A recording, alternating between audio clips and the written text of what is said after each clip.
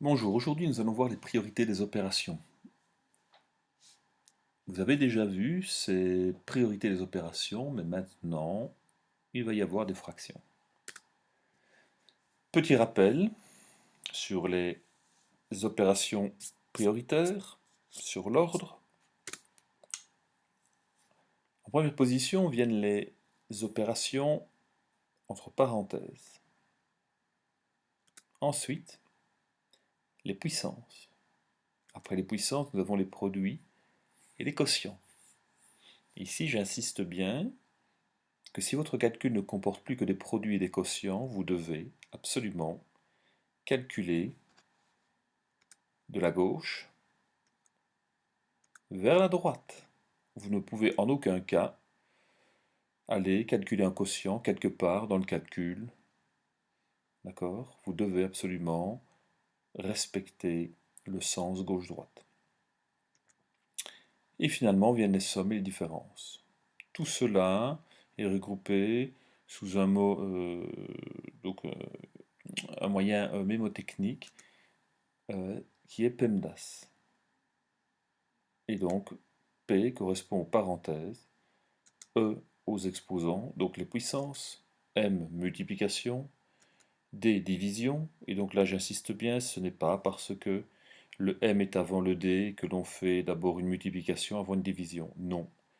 Ici, je répète que si votre calcul ne comporte que les produits des quotients, vous devez calculer de la gauche vers la droite. Ensuite, le A correspond aux additions, et le dernier S, bien évidemment, aux soustractions. Ok, pour illustrer ces priorités d'opération, nous allons voir un exercice à l'activité 7, donc le 1b. On observe ici que le calcul est écrit sous forme fractionnaire.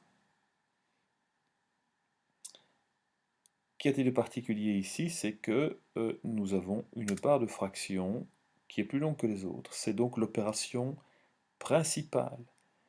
C'est l'opération qui relie entre eux le numérateur et le dénominateur.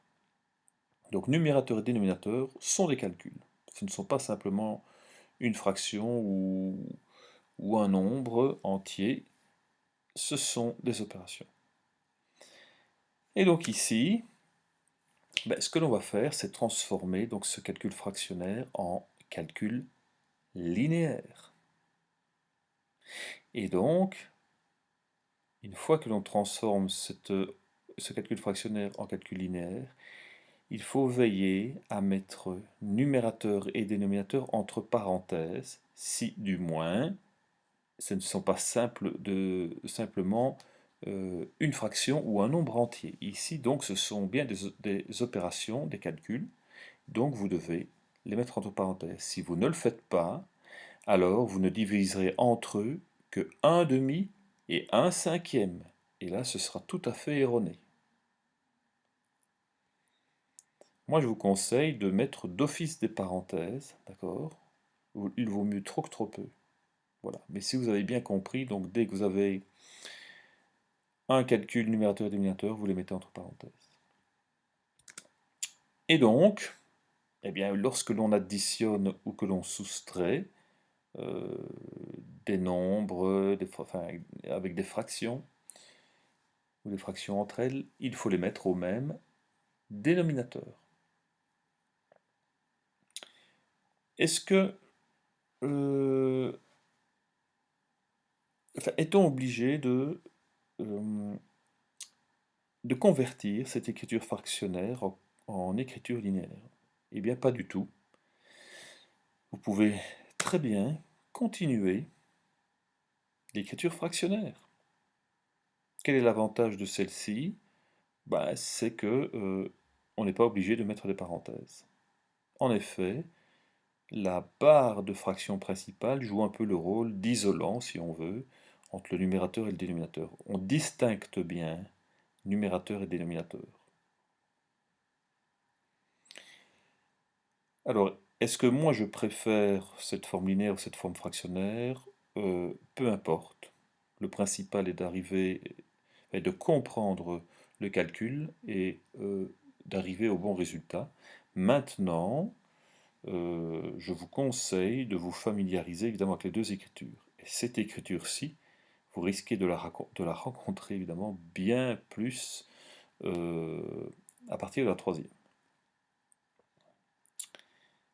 Et donc, maintenant, que fait-on? Ben, on calcule. Voilà, nous avons 3 demi divisé par moins 7 quinzièmes. Et si je continue ce développement fractionnaire sous forme de fraction, j'obtiens, ben oui, 3 demi divisé par moins 7 quinzièmes. Et au final, ces deux écritures-là nous amènent à la même ligne de développement, qui est la transformation en une multiplication. Donc 3 demi divisé par moins 7 quinzièmes devient 3 demi fois 15 sur moins 7, et donc ici on voit bien que c'est exactement aussi la même chose. J'ai laissé le signe moins au dénominateur, pourquoi? Eh bien parce qu'ici c'est simplement une étape intermédiaire, ce n'est pas le résultat final. Quand faut-il absolument aller mettre le moins au numérateur d'une fraction? Donc je vous l'avais déjà dit, c'est lorsque l'on fait des sommes et des différences de fractions, parce qu'on ne mettra pas au même dénominateur des nombres positifs et négatifs en même temps, donc il vaut mieux avoir chaque fois des dénominateurs positifs. Et ensuite, c'est lorsque vous donnez votre réponse sous forme de fraction, et bien par convention d'écriture, il ne faut pas laisser de signe moins au dénominateur d'une fraction. Et donc ici, les fractions qui étaient déjà irréductibles avant, eh bien, vont nous donner une fraction qui est aussi irréductible, puisqu'on voit bien qu'on ne savait pas simplifier 3 et moins 7 ou 2 et 15, donc on fait produit des numérateurs sur produit des dénominateurs, on obtient moins 45 quatorzième. Exercice suivant, activité 7, exercice 2b. Nous avons 5 quarts moins 1 tiers fois 1 demi. Calcul relativement simple, mais certains élèves font quand même parfois l'erreur de calculer directement la soustraction. Ce qu'il faut faire, c'est regarder le calcul dans sa globalité et observer les opérations que l'on a. Ici, on a une différence et là un produit. Et donc, selon l'ordre des priorités des opérations, pardon, eh bien, nous devons faire le produit avant la soustraction. Et donc là, nous allons multiplier un tiers par un demi. Donc c'est comme si nous recopions 5 quarts moins, et donc la soustraction attend de savoir quel sera le résultat du produit. Et nous obtenons 5 quarts moins 1 sixième. Et donc vu que c'est une différence, il va falloir mettre au même dénominateur. Et donc, il faut trouver le PPCM de 4 et 6. Parfois, les élèves multiplient d'office les deux nombres ensemble. Attention, parce que le PPCM, à un moment donné, peut être un nombre qui grandit très vite. Ce que je vous conseille de faire, c'est, donc si 4 n'est pas le diviseur de 6, voilà, c'est bien le cas ici, et bien c'est de multiplier d'abord par 2 le plus grand des deux nombres. Et regarder si le plus petit divise le multiple de ce nombre-là. Donc dans ce cas-ci, 6, je le multiplie par 2, ce qui me fait 12. Est-ce que 4 divise 12? Oui. Donc voilà, ça veut dire que 12 est le multiple de 4 et de 6. Et donc je le mets au même dénominateur. 5 quarts qui va devenir 15 douzièmes et 1 sixième qui devient 2 douzièmes. Et là, il suffit de calculer en faisant la différence des numérateurs sur le dénominateur commun, on obtient 13/12, qui est une fraction irréductible. Voilà, la vidéo est terminée, j'espère que vous avez bien compris, on se retrouve pour une prochaine vidéo. Au revoir.